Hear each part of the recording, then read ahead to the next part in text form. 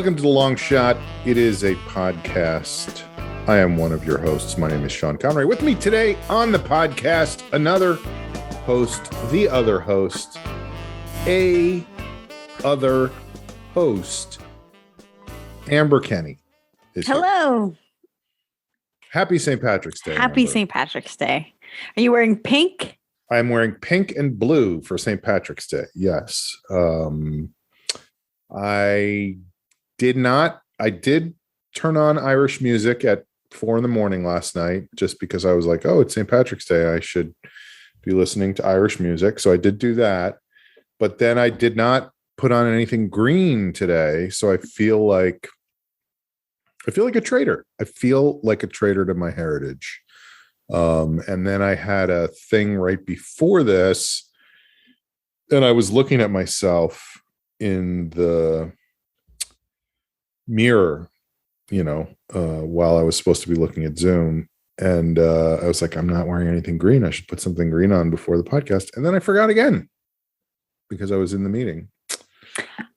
I'm a piece of shit is what I'm saying. Wow. No, I think you're fine. I think everything's okay. We'll see. I didn't really even remember truly. Mm-hmm. And then when I was getting ready for this, I was like, oh, it's St. Patrick's Day. So I changed into a green shirt and I put on green eyeliner because I thought you were going to give me shit. And yeah, look at how the tables have turned. I do. Well, to be fair, I do have green eyeliner on. Right. So. I thought you were going to say underwear. Everyone always says I'm wearing green underwear. No, I don't wear underwear. No. Okay. I have green eyeliner on. So it is St. Patrick's Day. Are you a big St. Patrick's Day fan? Do you celebrate St. Patrick's Day a lot? No, not really. I feel like I was thinking about it. I feel like I had a St. Patrick's Day with you maybe like a decade ago at Birds. Does that ring any bells? It certainly makes sense. I'm trying to remember if I remember. I mean, it might have been more than a decade ago. Yeah. Where we just ended up there one night when it was St. Patrick's Day. Yeah. Which I'm sure was a big deal at Birds. Like it feels like that would be a place where they would do quite a bit for it, but I don't really. Yeah, I will say as time has gone on, it feels like it is less of a thing in my life. St. Patrick's Day. Mm-hmm. Because, in elementary school and high school, like there's sort of activities built around holidays like that. Mm-hmm. And then I think we've talked about this with other holidays, but if you don't tether yourself to a tradition, it's just another day. Right. And that's sort of where it sits for me. And I don't know, that's sad. I think I have Irish heritage, and I know my extended family, they all make like Irish soda bread, and they get corned beef and cabbage. They do it all up. So maybe accentuate their alcoholism. They get very sad and they sit in the dark. Yes. Yeah. So maybe I should start incorporating some of those. It's just it doesn't occur to me, and I don't know why. Yeah. I mean, for me, obviously, I too have Irish heritage, as we know. So St. Patrick's Day has always been a thing. Yes, my mother makes Irish soda bread every St. Patrick's Day, which is delicious, and I wish I could have some right now. But the big thing for me at this point is, and this has been true, I guess, the last couple of years, because it's just been, it ain't like we're going to a big party. Right. It's just the music. That's been my thing the last couple of years, is turning on, some good Irish music, which I do enjoy. I do get a kick out of it, What kind of Irish music are you listening to? Irish disco. Yeah. No. I'm trying to think. There are different types of Irish music. Not like that fucking flute shit. None of that stuff. Okay. Not like Lord of the Dance. No. No, I mean like the Clancy Brothers and Tommy Makem and the Wolf Tones and the Dubliners and that kind of stuff. Good ballads and drinking songs. And, there was a man who lived across a hill and he was so drunk that he thought his car was his wife. So he fucked it and it was a problem because the car got pregnant and no one expected that. The end. The tune leaves something to be decided. It's a jig. Okay. And you listen to that at 4 a.m. That feels like not 4 a.m. music unless you've been up all night drinking. Well, I think that is funny because it is music that is like the music, the message. Yeah, the message of music is basically where is the whiskey, Right. But I think most of the stuff I was listening to in the middle of the night last night was like sad ballads. It wasn't like, oh, what a crazy day. I rode me horse and I played in the garden. And then I went to the store and there was a man there named McGee. And he was like, you owe me money. And then there was fisticuffs and no one knew. And the police came and they took us off to the jail. It wasn't that. It feels like we are offending an entire country. It wasn't that kind of thing. It was more ballad stuff where it's like, I tried to rob a rich man and I accidentally murdered his wife. And now I'm off to Australia and I'll never see me family again. Just sad, Yeah. So anyway, that was the kind of stuff I was listening to. What do you do when you listen to it? Like, are you bopping? Or are you like, no, but I mean, like, are you doing another activity? Are you just like sitting and listening? Are you dancing? Are you sewing? What was I doing? I don't know what I was doing last night because I definitely am not like sitting and listening to like like tidying up or something or folding laundry or something. I can't even remember what I was doing last night. Maybe I turned it on. Maybe it wasn't 4 a.m. It was like 12:30 at night when I started listening to it. That seems more reasonable. And that feels like a big difference. It was when I came back inside, I like lifted weights and then went for a walk around the neighborhood and then came back inside and was just like stretching in the gym here in my apartment and put on just Irish getting bummed out. Yeah. It was like, all we had for the feast between 30 of us was one potato. How can we make one potato last for 30 people? Very sad. So now we've moved to America and we'll never see our families again. Yeah. Irish band. Great stuff. I have a couple notes from the record label. Maybe yes, we love notes from the record label. Every song is a bunch of notes. That's what we love is notes. We're all about the notes. Right. Is one of them a C sharp? I told Frankie not to play the C sharp. Is the C sharp a problem? I just think maybe you don't need to say very sad and just let the lyrics be sad. But that's just me. Well, how do people know that we're very sad if we don't tell them we're very sad? What if we say, oh, we were sitting on a park bench and reading old poetry and along came a beautiful girl, but we knew we'd never be able to spend more time with her because we were too very sad and we'll never see our families again. Why? Why in this case won't you see your family again? Well, the thing happens, I see a girl, you follow her around, see her bullshit, then you never see your family. But I do, because my father, I'm sure I've talked about this before, my dad grew up in a neighborhood where he claims that everybody else in the neighborhood was of his generation was first generation American. He was not first generation. His grandparents were Irish, but everybody else's parents were Irish. So it was just an incredibly, they were still basically just off the boat. And he talks about when he was a kid, like parties were just people playing music and like literally playing music and singing together and doing all kinds of jigs and reels and, you know, that kind of stuff. And so when I was growing up, he would play that music in the house all the time, that old Irish music. So I've always enjoyed it. You know, it reminds me of a song. It goes a little bit like, so anyway, that's my big thing for St. Patrick's Day is just music. As opposed to, yes, you're right, earlier decades would have been like, let's hit the pub at 9 a.m. for corned beef and cabbage and beer.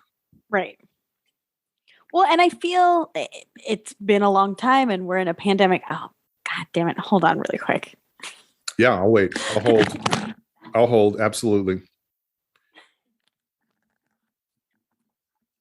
He found a pen. He loves pens. Okay. Mm-hmm. You go hang out with Dad. I swear this won't be like last time. I swear. So just while you were gone, I was just singing a song. It's a little bit like it's sad. we worked in the fields and the British came along. They've been here for 900 years and we'll never see our family again. I've also noticed, again, the pandemic, so that's changed things, but at DreamWorks, like there'd be people who started new who had just moved from the East Coast, mm-hmm. and they'd be like, "What are we doing for St. Patrick's Day?" Oh, and it's really? Like, nothing. It's a much bigger deal on the East Coast than it is out here. Yeah, I think so. I don't know, but that's a very small sample.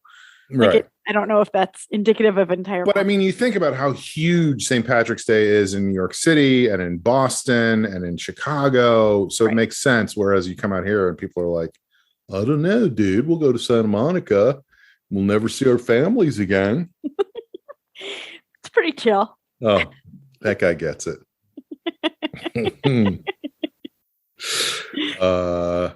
Yeah, that makes sense to me. Like it was a huge deal when I was younger in, school in Massachusetts. Like I can remember going to St. Patrick's Day parties in college that were just crazy. That was a crazy day. Even crazier than usual. But I also feel like college is the perfect place and time in your life that you are like any excuse for a drinking holiday. Right. Sure. Totally. That is what I believe in now because it's an excuse to drink. Totally. Definitely. So we always like to start the show with a segment that we like to call checking in. So why don't we start today with Amber checking in. What's going on with you, Amber? Yeah. Erngobra, slante.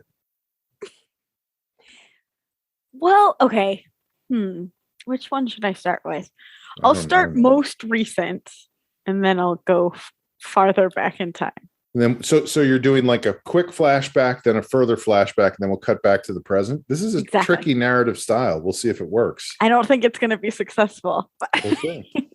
But I just wanted to start, like in full honesty and full transparency. I feel like we hinted at it before we started recording. Which is like, I woke up today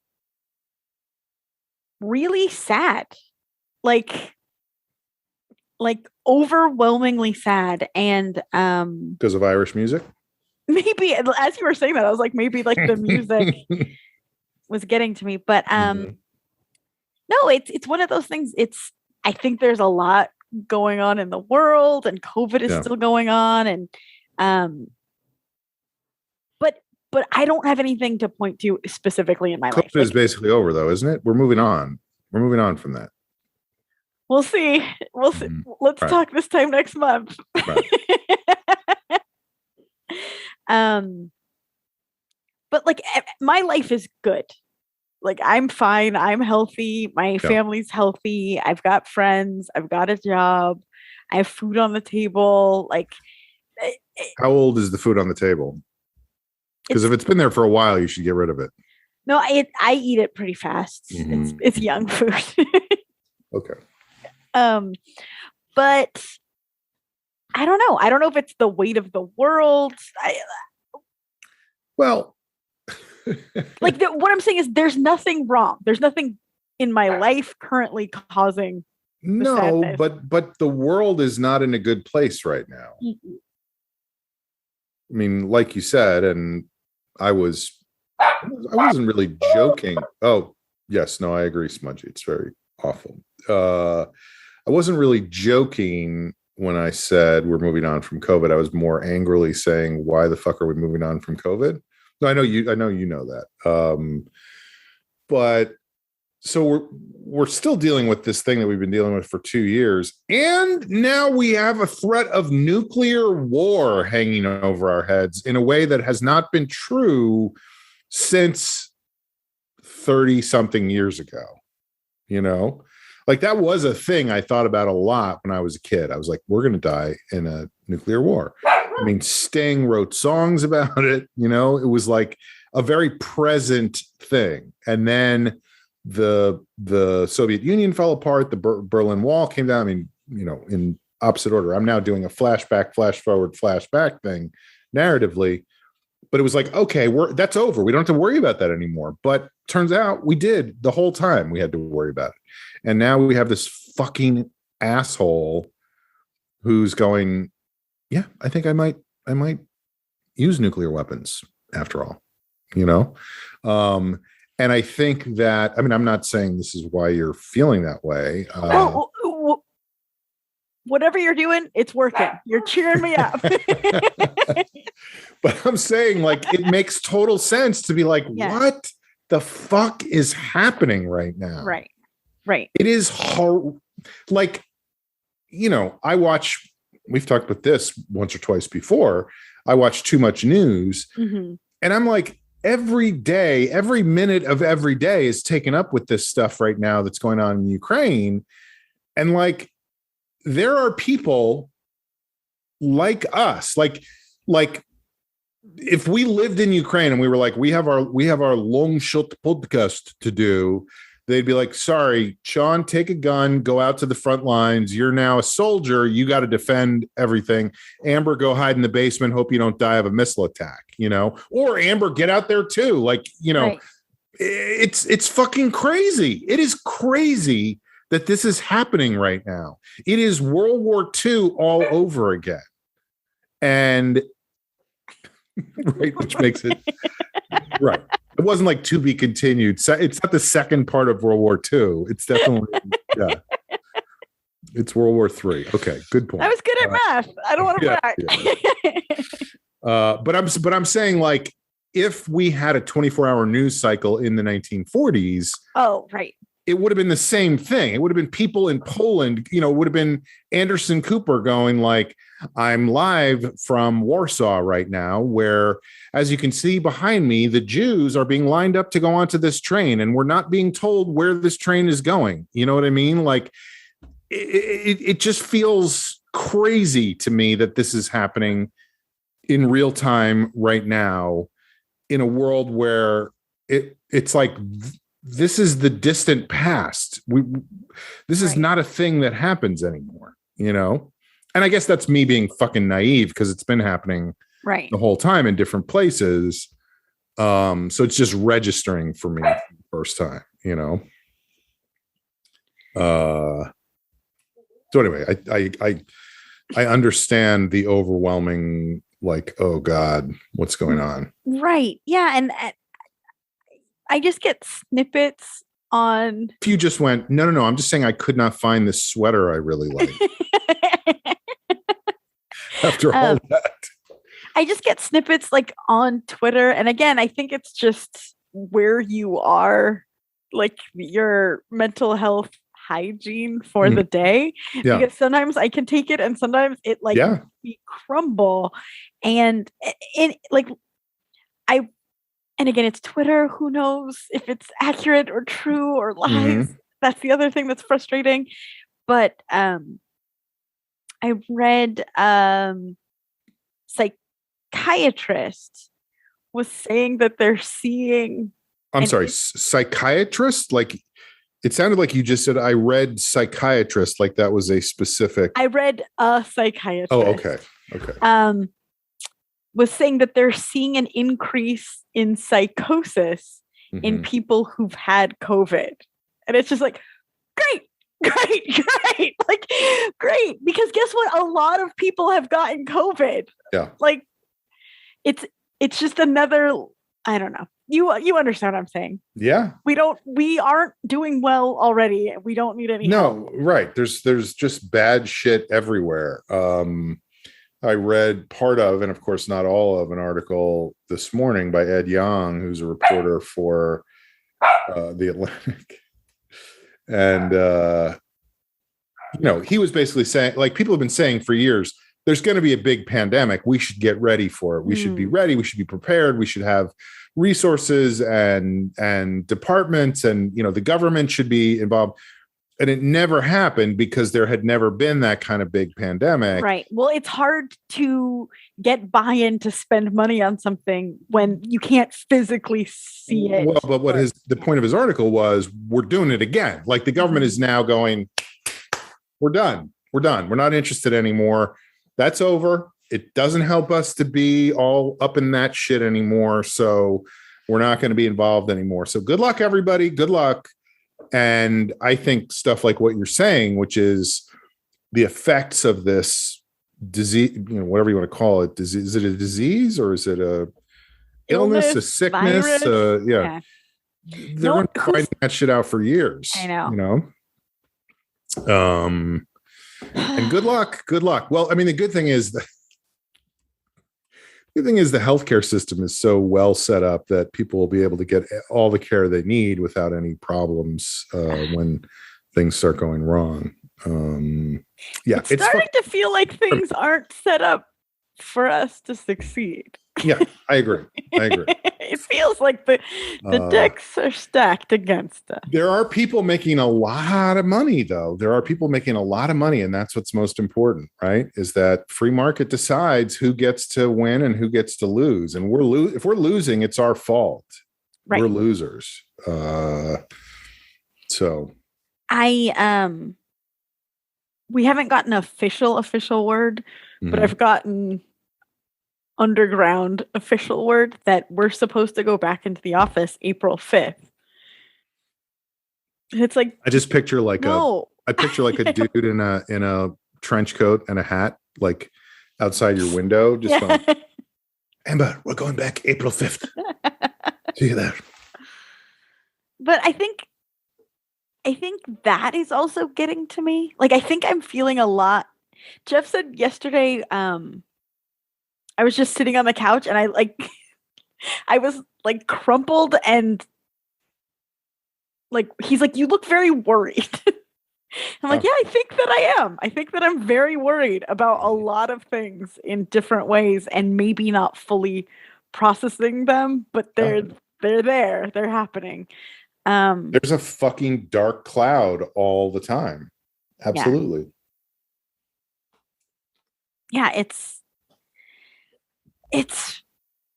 gonna be interesting. I don't know. And then like, I have one-on-ones with the head of my department, and he was like, so how do you feel about going back to work? And I'm like, not great. I don't want to. I don't like it. Do you ever think about when you're having a one-on-one with your head of your department, do you ever think about playing the Hall & Oates song one-on-one? I don't think about it. No. Should I start? I'm just trying to ask relevant questions. No, I love it. It's journalism. It's good. But and I'm sneakily, not even sneakily, but I'm just being like, this is what it is. And I said, Jeff worked in the office all day last week, and he said it was really hard. It was very distracting, and like, you have things you're not used to it the way it's set up anymore, because it's been 2 years a different way. Mm-hmm. And he's like, oh, it's so much better. I can't wait. Like, even me sitting here right now, I'm itching to play video games. It's like, how is that my problem? Like that you can't control yourself at home. Like I don't understand. Wait, what was he was saying that because when he's home he can play video games whenever he wants, and at the office he can't do it? Yeah. Uh-huh. But yeah. Do you think, look, do you think in 100 years there's going to be a band, they're going to be like, and I never saw my family. March of 2022, I went back to the office, couldn't stop thinking about video games, and I never saw my family again. You know. The other thing, when I told Jeff that story, he was like, he should play the video games. Like, who cares? Like, what are you talking about? Right. That's bizarre. But that could be that. Has he had COVID? Like, is that COVID psychosis? Yeah. Weird. We all have to get our ass. Also, like, gas prices are high. Like, Thanks, Brandon. There's just a lot that is heightening the fact that I don't want to go back to the office. Mm-hmm. And it's just funny to be like, no, but like, it's tempting for me to play video games. What does that have to do with me? Like, what are you talking about? Do you ever think about bringing up the Robbie Benson movie One-on-One? I don't know what that is. I think there's a Robbie Benson movie called One-on-One. I could be wrong. I think about it though. I haven't done it, but I thought about it. But then I was going to go back further in time to a more cheerful thing. If somebody could try to send a diagram in of the timeline on this episode, that would be great. It's kind of like an episode of La Brea.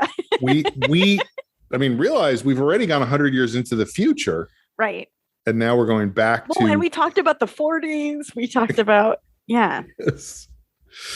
So what happened? I was just going to talk about on Sunday, I went... I've talked about this before, going to my favorite choreographer and dance teacher's dance class. Very recently, you've talked about it. He did another pop-up and he taught 2 classes back to back. Do you ever think about... You ever think about the sound you can make? There's 2 ways you can... There's that one, and then there's also... Whoa, that one's good. Yeah. He did 2 classes back to back, and I took them both. So it was a solid 3 hours of dance class. So you were back to back with somebody for hours. Yes. And it was really... Guys, these are back to back classes. So but on once. You're going to really need to be into being back to back. But yeah, I don't know if I even want to say this next part. We'll talk after if we want to edit it out. Okay. But in the second class, Nick Kroll was there. Which I was like, I was actually... Oh, hello. Well, I was like, get out of here. Like, this is my place. Like, go. Right. He was clearly dragged there by his wife. He didn't look 100% comfortable, but I hope he had a good time. Did you talk to him? No, I don't think he knows who I am. Oh, that never stopped me before. Really? You're such an extrovert. Mm-hmm. I'll just go right up to Nick Kroll. Well, Nick Kroll knows who I am. So. Did I ever tell you about the time that I was at I'm sure I've talked about this, but it still makes me laugh. Because I love this kind of shit. Nick, we were doing a stand-up show. There's an old show called Tiger Lily here in LA. Yeah. Weird venue. But yes. it would be the place, like when I first started doing comedy, we would do like 3 open mics and then end up at Tiger Lily, just like standing in the doorway. Right. It was like a 5-hour show. It was like horrible, but it was also wonderful. Yeah. It was of a time. And there was the show to get booked on. Like right. It was like and there was a goal as a young comic. and there was a bar there that like kind of ran the length of the room or whatever. Anyway, Nick was on the show and I was on the show, and I don't remember how it happened. I think he didn't see me or something. Like he big timed you. No. I was in a different part of the room, so I knew that he didn't know I was there. So I watched his set, and I went up to the bartender and I wrote a note, and the note said, "Hey, I'm here by myself. I really think you're interesting. I have a couple of notes on some of your jokes, and I'd love to discuss them if we could. Let me know." And I gave it to the bartender and I said, "Can you give this to Nick and tell him that you can't figure out where the person went who." So she gave him the note, and I just got to watch him like look around the room and try to figure out who had given him this note. What was his reaction? Just curiosity, I'm sure. I'm sure he was like, "Who the fuck is telling me they have notes on my jokes?" And did you ever tell him? I think I ultimately went up to him and I was like, "Yeah, I have some notes on you." And he was like, "You motherfucker."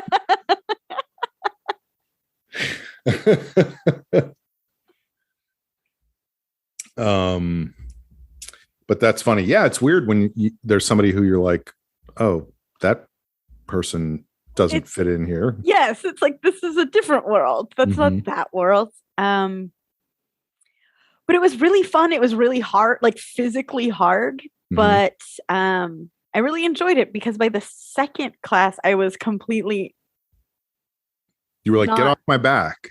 I was out of my head. I was what I was going to say, but then I knew you were going to turn it into like a psychosis thing. But I meant like I wasn't overthinking anything anymore. I was. That's what the pause was. I was like, how do I? I'm just glad that you're. I'm just glad that you're podcasting defensively at this point. Oh yeah, you've got to. You got to be offense, defense. I'm mostly just defense. Yeah. But yeah, it was great. I guess maybe this is a little theme. I woke up that day not feeling great, and 3 hours of dance like really did it. So maybe I just have to dance 3 hours every single day, which is a lot to pencil in. It sure is. It would take up a lot of time, and also you'd have to 3 hours bug somebody. Well, per day, so that's like 6 hours every 2 days, which means in a week and a half, it would be. Why would you do a week and a half? Why would that be the time period? The guy who doesn't know how to put together word problems. Dude, why are you writing it this way?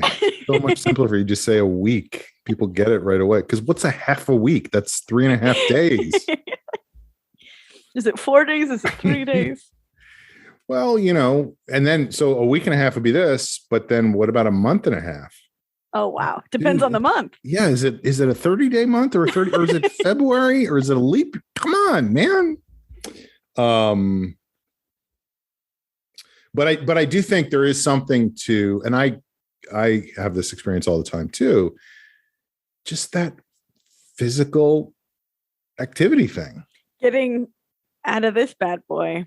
And I forget that. And then I'm like, oh, just going for a walk or being outside or, I punch the wall 15 or 20 times and I feel so much. Maybe we should talk about that.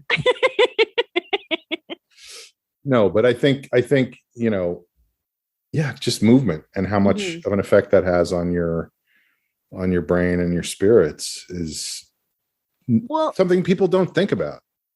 I don't know. Maybe I'm the only one who doesn't think about that. But I mean, I am very aware of that with me in particular. I think that exercise is good for everyone's psyche and well-being. They have a psychiatrist has a study on that.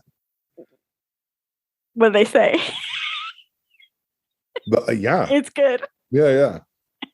It's good. Primo. Yeah. But I know for me personally, it's like day and night. I'm like Dr. Jekyll and Mr. Hyde. If I'm not physically active,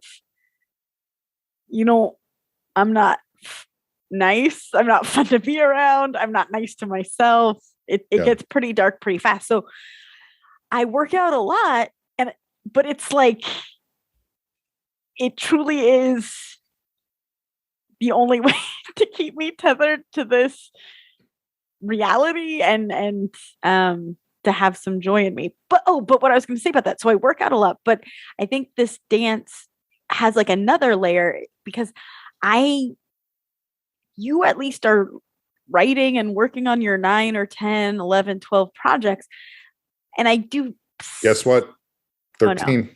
Oh, lucky number. Congrats, by the way. Thank you. And I do like some creative work, like tiny at work, but it doesn't really scratch the itch, is what I'm saying. I think that this was this lovely combo of the physical activity, like you're talking about, but also like expression, creativity. Right. So it was like a nice 1-2 punch for the old mood. Spirits. Yeah. Mm-hmm. But yeah, it's a time, like, I would love to just do that be a kept woman and just take dance classes and like make healthy salads, but it's not, there's no way to survive like that. Right.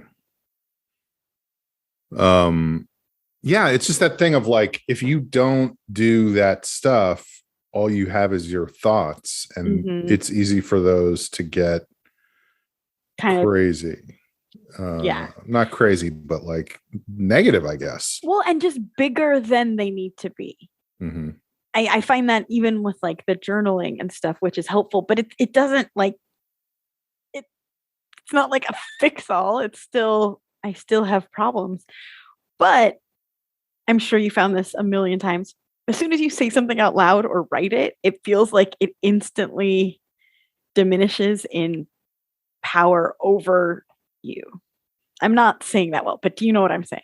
I do, and I don't agree, because I do, when I cast spells, I say them out loud and they don't diminish in power over me or anybody else. Yeah, right. They manifest themselves, and all of a sudden I'm in control of whoever I'm casting the spell at, or, whatever the case. But like, if you're scared of, I don't know, ghosts? Yes. And then you say it out loud, you're like, oh, that's foolish. I don't need to be scared of ghosts. I do. Yeah, that's true. But then I also go, wait, what was that? Right. But no, I do think it can be, we're living in an overwhelming time. We're cut off from so much that normally would be both a release, like talking to your friends, whatever. You still do that, but it's just not the same as like, well, it has to be so like calculated. People. Yeah. And also the release of like just having day-to-day occurrences that distract you on a regular basis. Right. So it makes sense that you'd be like, okay, I'm going to go to 9 dance classes in a row and try not to think about World War II and a half. Well, and also another thing that's going on is I have a couple really close friends going through pretty tragic things.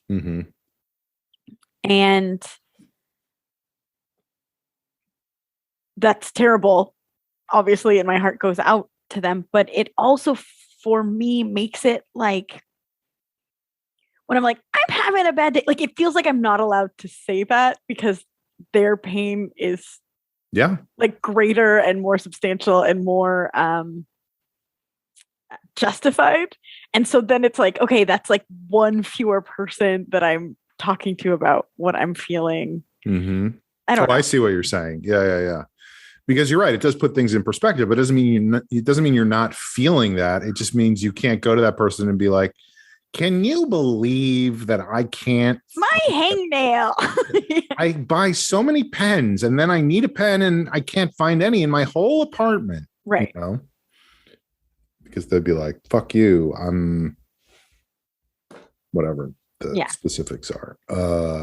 Yeah, that makes sense too. It's kind of like a double-edged thing, you know. Well, I don't want to be a burden in their Right. life. Right.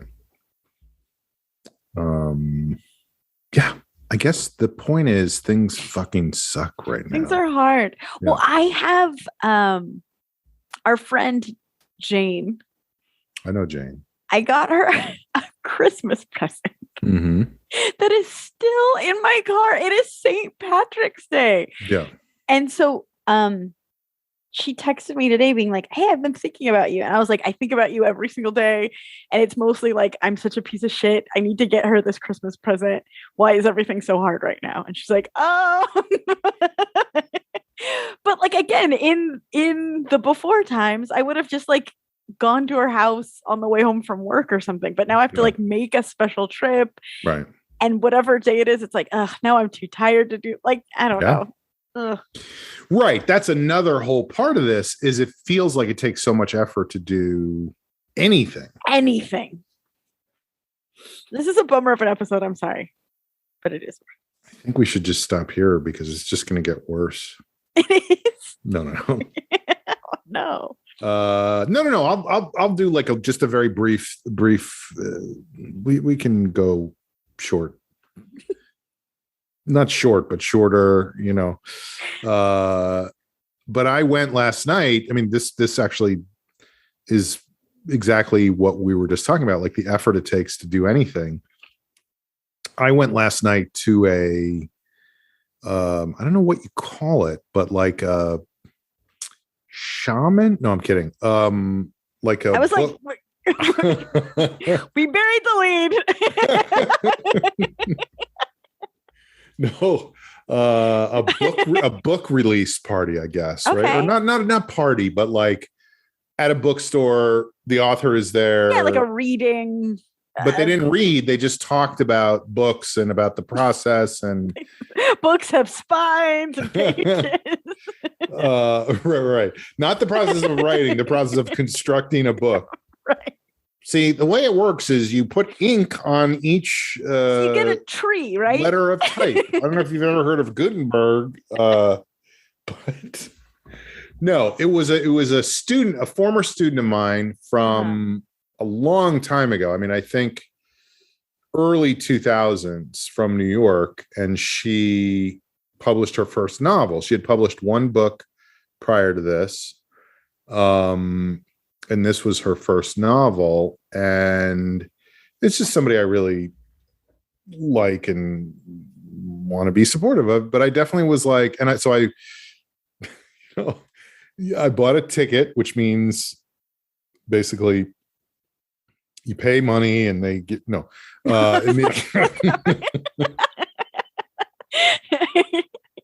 You pay for a copy of the book, basically. Sure. Right. Sure. It's all just like a right. It's a way to sell copies of the book. A book press event. Right. I guess. But there definitely was a moment where I was like, oh, God, I don't want to do this, you know, like, and part of it in LA for me is like, I have to go over there. I have to find parking. Literally got a spot directly nose to nose with the store. Like, and you were like, could not have. Yeah, I have to walk across the sidewalk. See my car. Yeah. People are going to see me get out of my car. It's got mortifying. It's got crumbs on it. I was going to say it has dirt splotches on it, but then I thought it was funnier to say it has crumbs on it. Right. Like, what? Why? Somebody's been eating sandwiches on this guy's car. But anyway, stayed, even though he was driving. It was so I went to this thing, and it was just interesting because, first of all, I did not realize that the novel she published was a romance novel. Hello. So it was, yeah. Oh, you were probably one of the only gentlemen. It was her husband and myself, and everybody else was a woman. Which, yeah, hello. No. But it was funny because, of course, and this is like, there's probably, I'm trying to decide what the truth is. And I honestly don't know. There's probably a part of me that appreciates this or enjoys this, but it is like my worst fear, which is to be in a crowd of people and to be pointed at out of everybody there, you know, to be like that one, the different one. Well, yeah, like because they were having a conversation about, you know, romance and tropes of romance and how do you maintain the reality when you know that it's kind of there's sort of absurd in a way. Yeah.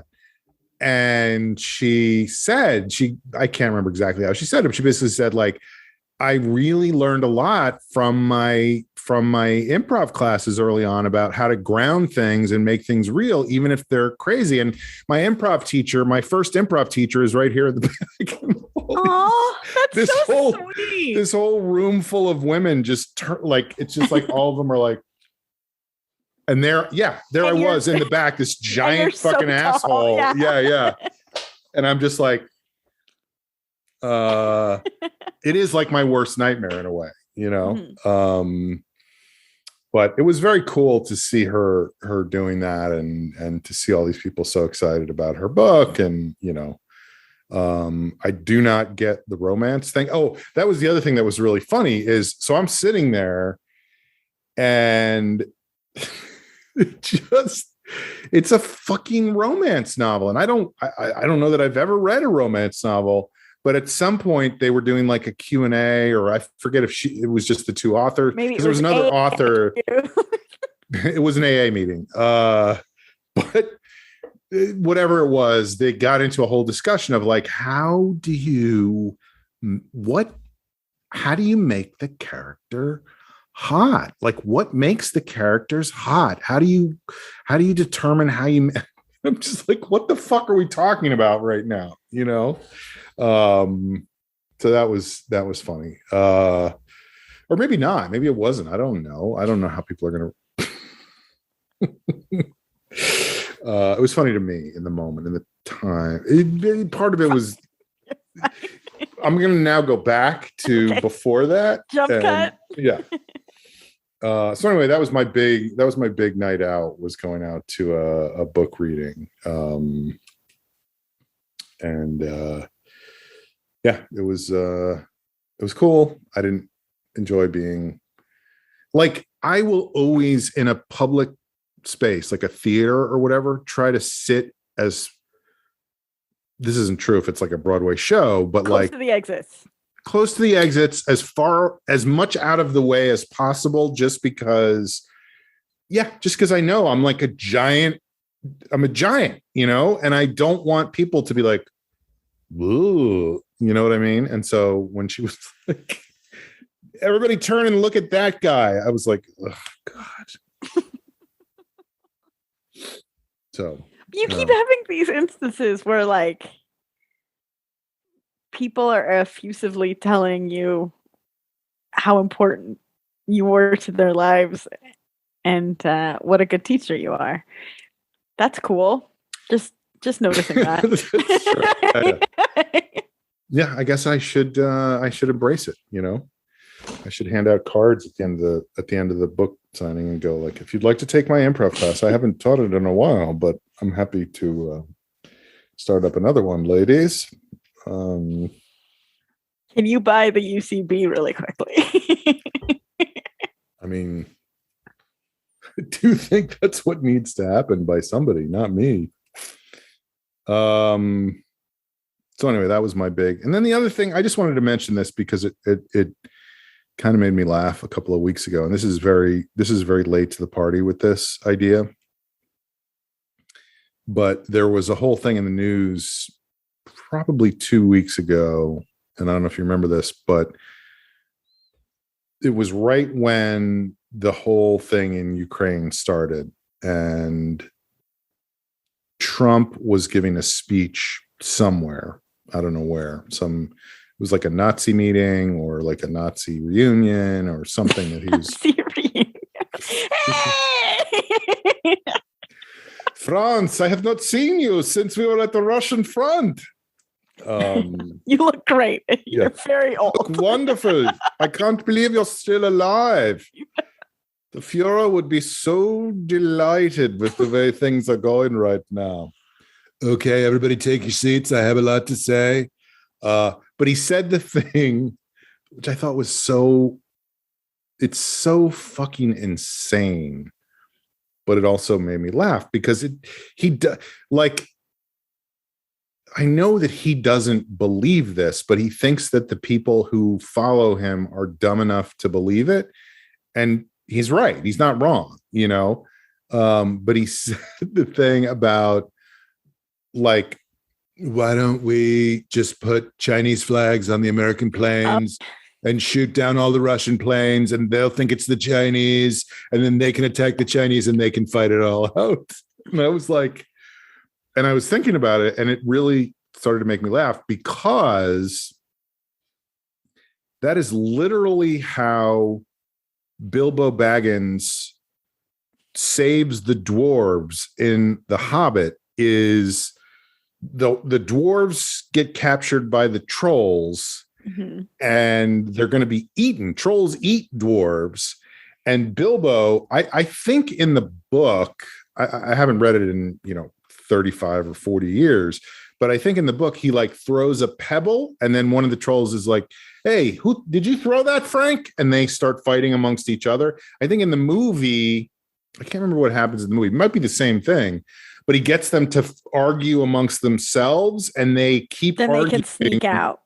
Well, they keep arguing. No, they keep arguing until the sun comes up, and trolls, as you know, turn into stone when the sun comes up. So they don't really, of course, in the Peter Jackson movie, the trolls have very lower class British accents. So they're all like, Blimey, Red, who was it you done that? We got to get out of here. The sun'll be coming up soon. We'll have to see what happened then. We're all down the south. These dwarves are going to make the lecture. So anyway, I just thought that was so funny that this is a guy who was fucking president of the United States. And he has the same military strategy as Bilbo Baggins in The Hobbit, or There and Back Again, as the book is sometimes known. And had I been doing stand-up, I would have talked about it on stage. I would have talked about it somewhere. I don't know. Just never had the opportunity. So it's been stuck in my head ever since then. So now I've managed to get it out there and I don't have to ever bring it up again. And any letters of complaint that I'm talking about that should be addressed to Amber at longshotpodcast.com. Not a real address, so that's true. That's true. All right. Let's take a break and then we'll do parting shots. Sounds good. Bye-bye.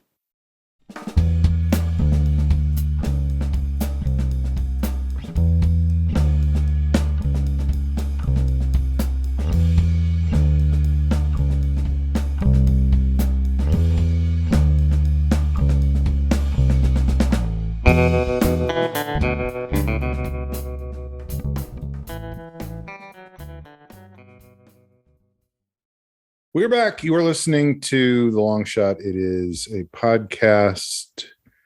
It's time for a segment on the show that we like to call Parting Shots. Let's do this.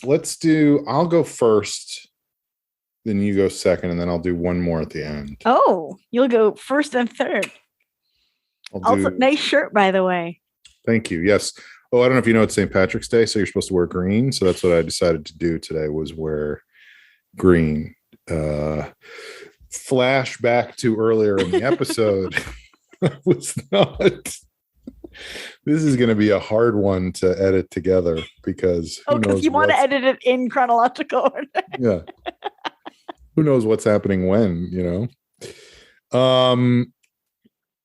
So this is classic Conroy story, but I went in the middle of the day the other day to get coffee at the most stressful place in the universe for me, the place that 90% of my problems happen. Starbucks.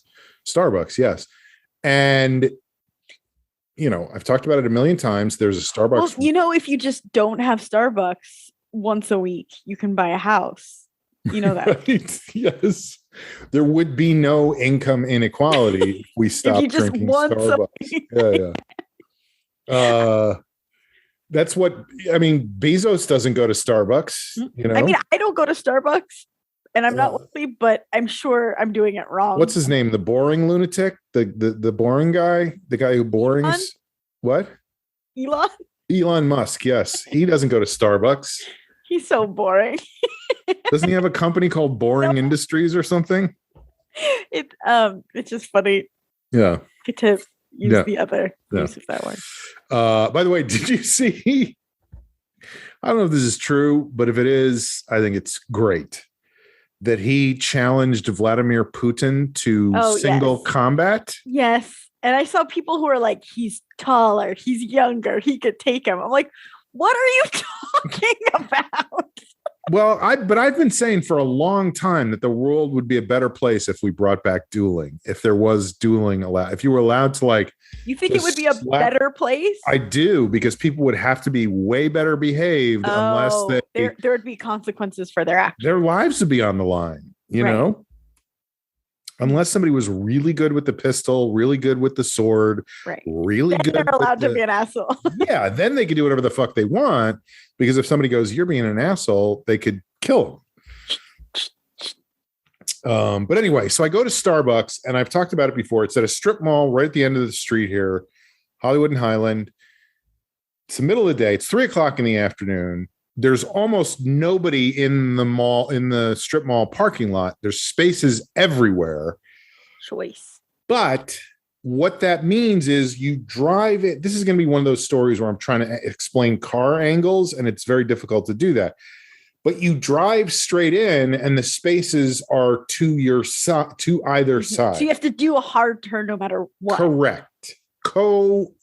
You know where I'm going with this. Yes. So I pull into the Thank God it's empty, because if it's full, it's a nightmare. Yeah. People I pull into the parking lot. Right. Yeah. And I like the car I have now. I got rid of my Toyota Corolla. Right. And I have a Buick now, which used to belong to my mother. But the visibility out the back of the car is not great. The Toyota was because if you were sitting in the front of the Toyota, you were basically still sitting out the back of the Toyota. So it was easier to see. It was anyway. None of this matters because there was nobody there. There was no one in the parking lot. So you could do donuts, anything. I'm going to park to the left. So I find it easier to turn to the left than turn to the right. Now, let me ask you this. Okay. Would you signal that you were turning to the left? In that scenario? Mm-hmm. Probably not if I was alone in the parking lot. Right. Did you get a ticket? No. I did signal without realizing that I was not alone. So I'm pulling into a spot to the left. Signal on. I put my signal on. I start to turn. You have your arm up? You have your arm out the window? No, I did not have my arm out the window. Somebody decided to go around me through the spaces. In other words, since there was nobody parked in the spaces, they were just like, fuck it, I'm going through, and tried to drive past me as I was turning left into the space. So he stops his car abruptly without hitting mine. And I just look, I'm like, what the fuck is wrong with you? This is, by the way, I've now been in the parking lot for 4 seconds. Right. And he was already trying to speed around me to go. I don't know where he was. Right. Well, I do know where he was going because I knew later when both of us were in the Starbucks together that that's where he was going. But what is wrong with you? Just wait a second.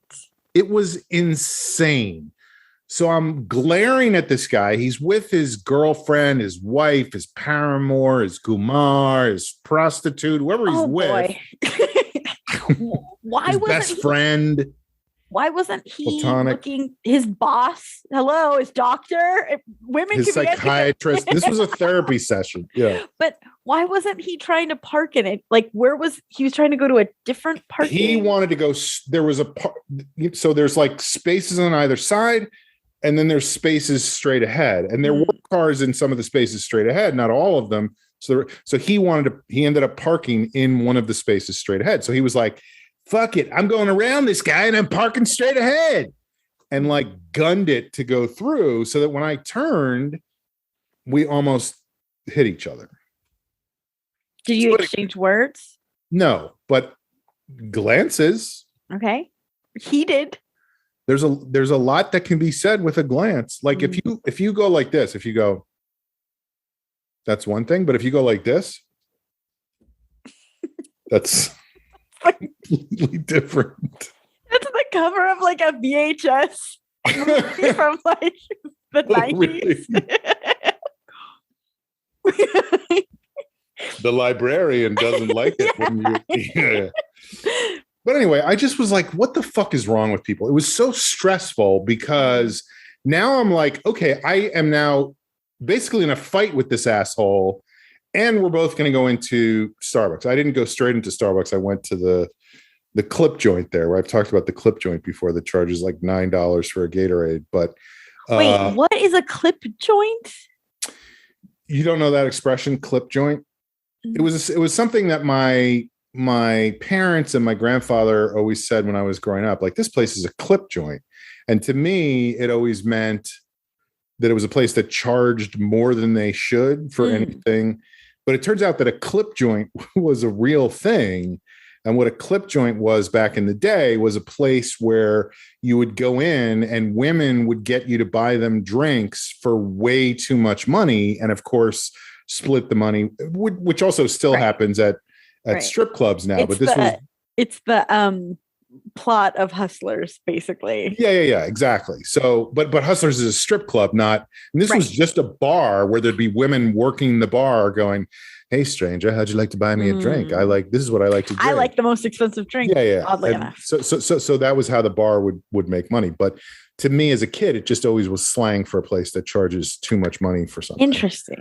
So I always think of this store as a clip joint because they charge. Is it? Is it a liquor store? Like, no, it's like the actual store. Well, it's like a bodega. It's not a. It's like a grocery, It's like not a grocery store, but it has like drinks and chips and but it's all expensive. and it's all way too expensive because there's nothing else. Well, it's near Hollywood and Highland. Right by the Hollywood. It's right by the Hollywood Bowl. Tourist. Yeah. So anyway, I go in there, I get some stuff, I go into the Starbucks, and it's just him and his brain surgeon and me in the whole Starbucks. Mm-hmm. And there's just so much fucking tension in the air. It's like, I'm like, do I look at this guy? Does he look at me? Are we going to fight? Right? Are we going to kiss? I don't know. Like, I'm a guy. You just ignored that. That is a strategy that people use, Well, it feels very, I know you don't read a lot of romance novels. I've heard that recently. This would be a homosexual meet cute. Like, we almost hit each other in the parking lot. Yeah, no, he was just there with the brain surgeon dropping lines on his head. In a rom-com, they hate each other, and then when you know what, they're perfect. We definitely talked about that during the book signing. Book signing, that's what it is. Book signing. It's a book signing. Yeah, we got there. Yeah. Boy, oh boy, how did I not think of that? But anyway. So then I'm just like ordering coffee and I'm like, it's like Shane. It's like the gunfighter and the fucking other gunfighter going like, are we doing this or not? And their doctor. And the doctor. But anyway, they got their shit. They left. I left right after they did. No interaction at all. No interaction, but so they got in their, aware of them the whole time. They got in their car. I come around the corner. They both get back out of their car and make a big deal about walking past me over to the garbage. Like, it just was like, it was a fucking confrontation. And I was like, this is so what I don't need at 3:00 on a Wednesday afternoon when I'm just The only reason I went was so that I didn't make my own coffee for the 8 billionth day in a row, you know? Right. But then this is so crazy. Oh no, there's more. There's more. I go, this is where I start to get into like explanations of directions and stuff. But when you pull out of that parking lot, there's a hill going uphill and you have to make a right onto Highland Avenue. So with the flow of, I mean, you can go across the flow of traffic, but generally speaking, I go up the hill and around the corner and back down to my apartment. And so I'm trying to make a right coming out of the parking lot. Now, you know how parking lots like that are. There's room to come in one way and go out one way. There's room for two cars to pass. Not this guy again. So I'm making a right. And also Hollywood and Highland, very busy intersection. One of the busiest, I would say. And it's one of those intersections where if you are going up Highland, the light stays green for, I think, a good 3 minutes. And if you're on Franklin, you're just sitting there. Yeah. You're just sitting there for 3 minutes and then it turns green for 10 seconds and whatever. So maybe one car gets through. So but I'm not on Franklin. I'm just like turning onto Highland, but there's a constant flow of traffic and it's not stopping. And it's not, for people who are unfamiliar with Hollywood and Highland, it isn't like a road. It's almost like pulling onto a freeway. Like it's 3 lanes. It's very fast. And everyone's aggro. And you're pulling out of a parking lot and the traffic it's not like I can just dash out in front of somebody. Right. There's just car after car after car after car. So I pull up to the thing. And as soon as I pull up, a truck pulls up to my left, now blocking the way in, trying to make a right. And I'm like, is he going to fucking go around me to try to get out into, I'm like, what the fuck is going on? And like I said, if I had been sitting there and allowing traffic to go by for a long period of time, I still think he would have been wrong, but I could see how somebody would get that frustrated over that time. But it wasn't even that. It was like, as soon as I pulled up, he pulled up to my left and was like making a right there. And then I was like trying to give him the benefit of the doubt and going, maybe he doesn't understand that people are supposed to be able to come in this way because he's blocking them from coming in. And he realized, or at least that's what I thought. He then backed up and was sort of halfway behind me. But then I could see him in his car going, like he was so upset that he wanted you to like pull out and like basically cut off going 40 miles an hour and hope that they didn't hit me, you know? So the point is, I'm so not used to being out in the world. And I was so fucking incensed by the time I got home with almost getting in a fight and then almost getting in another fight. I did try to I pulled out into traffic eventually when there was room to, and then just drove very slowly up the hill because I was like, I want that motherfucker to pull up next to me so I can start some shit with him. But of course that didn't happen. But it just was like, what the fuck is going on? Yeah. So anyway, that was big fun for the day. I'm supposed to grab a drink with 2 ladies I know from work that I haven't seen in a very, very long time. And I was like, okay, like it already was like a little bit anxious about that anyway. And then they're like, let's meet in Culver City on a Friday night. And I was like, I don't want to go anymore. But I don't have I can't say that. I don't have a good out. Right. But that sounds horrible to me. Yeah. Yeah, and you're not a big fan of driving anyway. No. And I don't want to grab a drink and then drive home from Culver City. So for people who don't know Culver City, it is so fucking far from where you live. From anywhere. Culver City is far from everywhere. The only time I really thought about buying a motorcycle was when I went and interviewed for a job in Culver City. And I was like, if I have to go here every day, I'm getting a motorcycle because otherwise I'll go crazy. Because there's no highways that get there from Hollywood. You have to go through surface streets. Yeah. West Hollywood. And, right. Yeah. So today is the traffic episode, folks. And I don't even drive anywhere. Yeah. Well, I don't either. I mean, I guess that's what I'm saying. Like, I was like, I'm back in the world. And then I was like, I want to be back in my cave. Yeah. You know? Did you at all for a second? Because I would have, this is what I'm asking, like, start going like, what the, am I moving really slowly? Like, why is everyone reacting this way to me? Like, I would start thinking it was me. Right. Well, I think that is something I was very conscious of, and I knew it wasn't. Like, that's what I was very aware of from the beginning, was like, that's why I say I had literally just driven into the parking lot when the guy tried to pass me. And I had literally just gotten to the intersection when the guy also tried to pass me. So it could sound like I'm like very like cautiously creeping along, but that just wasn't the case. The truth. Yeah. I don't hold myself responsible. And I know that's classic driver. Like, everybody thinks they're a great driver and they're doing it all right. And, yeah. But I'm not above admitting my mistakes when I'm not doing well as a driver. This was not a case where that was going on.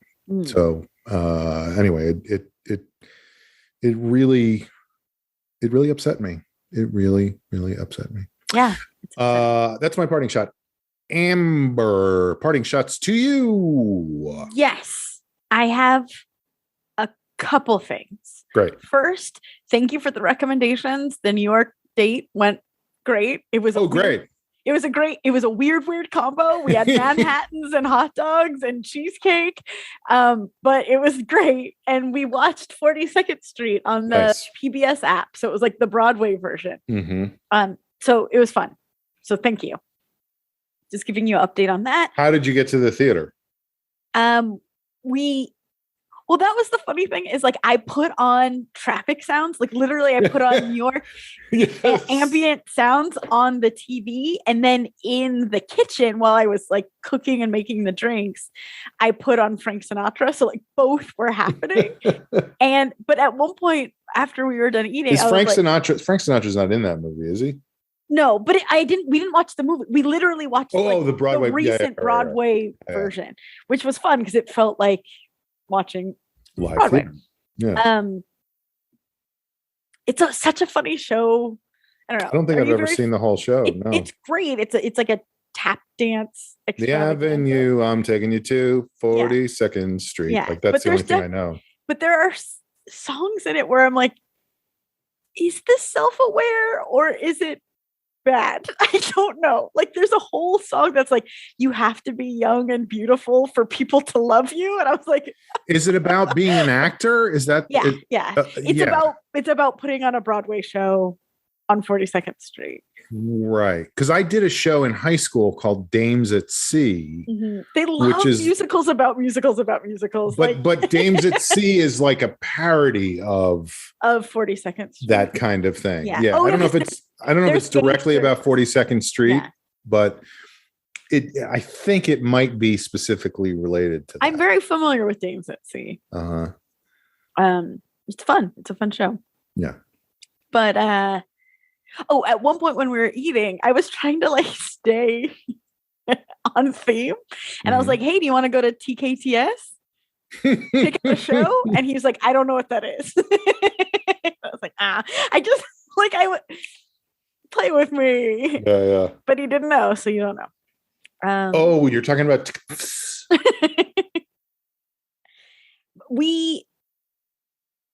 and I had to do the announcement, like, ladies and gentlemen, in just a moment, our show will be starting. Please put away your cell phones, turn them off, and unwrap your candy ahead of And I said that, and Jeff was like, wait a minute, do they really say the thing about the candies? And I was like, yeah. He's like, that's insane. So that was fun. Hilarious. Yeah, it's funny because I was putting together the blurb and everything for this episode, so I listened to a little bit, or for that episode I listened to a little bit, and I was like, I should have recommended literally specifically the scene with Al Pacino and John Voight from I'm walking here. Yeah. I mean, we said that the whole time. Right. That's the New York way. Which supposedly that was just improvised in the moment because a cab actually drove by and hit him. And he stayed in character. Wow. But yeah, so thank you for that. It was fun. It was a weird mixture of Midnight Cowboy. I was going to say Drugstore Cowboy, which is not that movie. We actually had the rest of the hot dogs for dinner tonight because you can only buy a package. I'm familiar with hot dogs. Yeah. And it's weird because I don't eat hot dogs very often. It's weird to have eaten them twice this week. I feel like a little kid, but it was great pre-podcast food because it's quick. Like I was able to actually eat it and like relax. Bun or no bun? Bun. Yeah. I'm no Atkins. Right. You want tons of sauerkraut. Oh, that was the thing. I went to the store to buy sauerkraut. And like mustard this big, relish this big. Sauerkraut was like gigantic tub. Yes. Like I was like, could I have much less? And it was like, no. You have to get gallons and gallons of sauerkraut. So I have to research like sauerkraut recipe. Like I have so much to go through. I love sauerkraut. Jeff doesn't. So maybe I'll just eat spoonfuls of sauerkraut. Well, Jeff is a good German from Nebraska, so why would he like sauerkraut?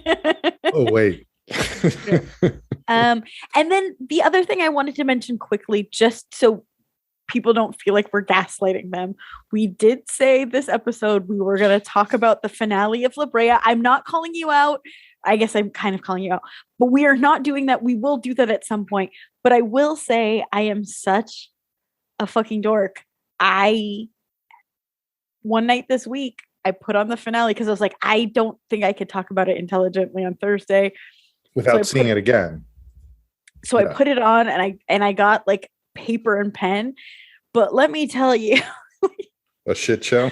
I couldn't pay attention. Like I kept being like, Amber, like watch the show. Like I was like on my phone. I kind of can't wait. Yeah. But it is great. But it was like the things that are great, I already know what are happening. So like I'm just watching bad acting. What's going on? So yeah, I can't wait for you to watch it. My notes are not good. I got stoned and barely paid attention. But so that's the whole thing. It's funny, right before this, I had a I don't know what you call it, a drinks session with some old students of mine. Like they have a happy hour once in a while and they invite me to like come a to Zoom it. Happy hour. Yeah. And one of them was saying, and this is funny because I do feel like this is not common, but it does happen that people start taking my classes and they're like, oh yeah, I listen to your podcast now. Oh no. And so yeah, exactly. Do you know that there's 4,000 hours of it going back 13 years at this point? But he was like, yeah, I listened to your podcast now and I started watching La Brea. So accidentally are promoting it. Yeah. It's like, I'm interested to hear what you say about the finale. And I was like, I didn't watch it. I'm such a fucking, but yeah, we're going to do that. We're going to do that. I promised Sam, our old producer, who booked me for a stand-up show this week, which is very exciting. Or not, I mean, in a couple of weeks, but she texted me this week and said, do you want to do stand-up on this show? That's cool. Very excited about that. Yeah. All right. So that's your you have a third one. I have a third one. And this is short, but it goes to what we were talking about before, as far as like dance and mental health and all that kind of stuff. And I just want to give a shout out to you for doing this show with me, because that is something that over the course of this last year or whatever has been very valuable to me, as far as like, yeah, I'll go to Starbucks, but I'll get in a fight with somebody, but at least I'll have somewhere to talk about that. So anyway. Yeah, my pleasure. Thank you to you too. Yeah, that's something. I speak English. And now we cut back to the present. Was that your third? Was that it? That's it. Like I said, it was short. Okay. Well, we did it. Happy St. Patrick's Day, everyone. A week ago, because you'll get this later. I was doing a podcast on a Thursday And I'll never see my night, family again. and I'll never see my family again. It is. They're always sad. They're very sad songs. Mm-hmm. We've talked about Dancing at Lunasa, right? I've never seen it. No, it's sad. It turns out. Shocking. Irish play. Sad. I know. Who would have guessed? Yeah. It's funny. I there was a tweet today. I wonder if no, I don't think I did. I was going to send it to people, but it was oh shit. I'm blanking on his name. Frank, the guy who was in Mystery Science Theater. Oh, yeah. Frank. You know who I'm talking about. Really nice guy. He's done our podcast, I think. I don't know if he has. Older guy. Yeah. But he tweeted today, which I thought was very funny. And I'm going to butcher it because I don't remember exactly how it went, but it was like, basically he was saying, it's too bad the Irish are so known for their alcoholism because it makes everybody forget about their deep depression. Two great tastes. Yeah. On that note, folks, this has been The Long Shot. It is a podcast. Send us an email, mailbag@longshotpodcast.com. You can also tweet at us at Longshot Podcast. You can also tweet at the Basketball Podcast, which has a different address from us. I don't know what theirs is. Tell them that they're jerks for stealing our title. It has to be similar because we got a lot of theirs. Yes. Right. Well, we get mail for them. No. Yeah. Yeah, we have. We've gotten emails like saying, "Hey, Duncan, I think it'd be great for you to live in the Pennsylvania Valley, and I'm a real estate agent. So let me know." And I think that guy just signed like a $90 million contract. So that's a lot. Yeah. I would take less than that. I would take $1,000 right now. Oh, so here's one more thing, and then we can get out of here. I was listening to another podcast yesterday. Let me ask you this. Would you suppose at work they said to you, Amber, we have good news and bad news. Okay. The good news is you are going to get a $10,000 raise. You're getting an extra $10,000 a year. The bad news, it's not really bad news because it has nothing to do with you, is everybody else is getting a $15,000 raise. Ooh. Would you still take the $10,000 raise?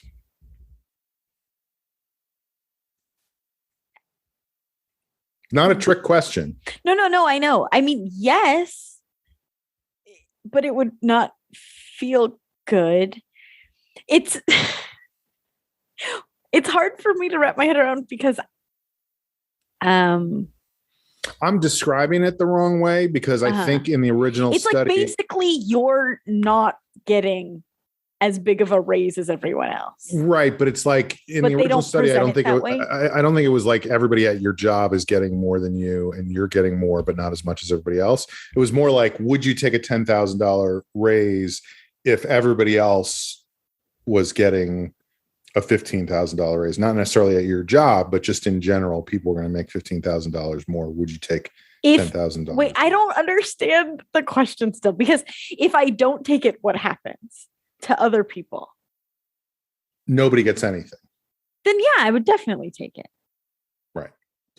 The majority of people would rather not take the $10,000 if other people are going to get more. Yeah. That's what's wrong with everything. Yeah. Truly, right? Mm-hmm.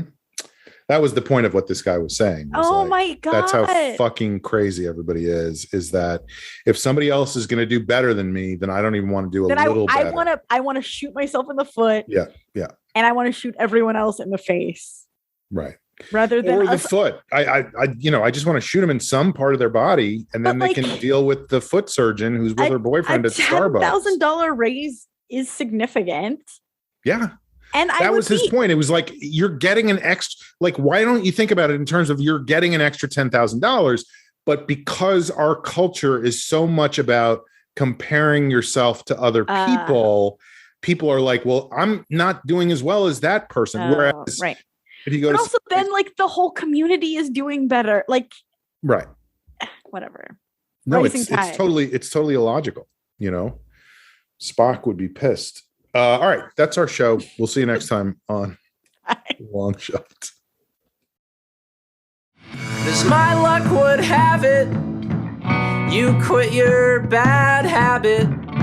You started sleeping with the door closed and the curtains drawn tight, and an absence of light, and the feeling something bad's gonna happen.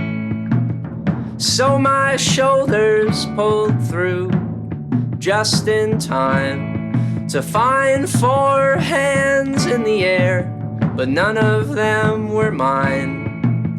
So I'm going back out there.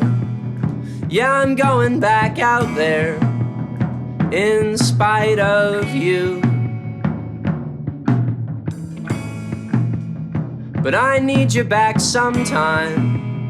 Yeah, I need you back sometime. But any old time won't do.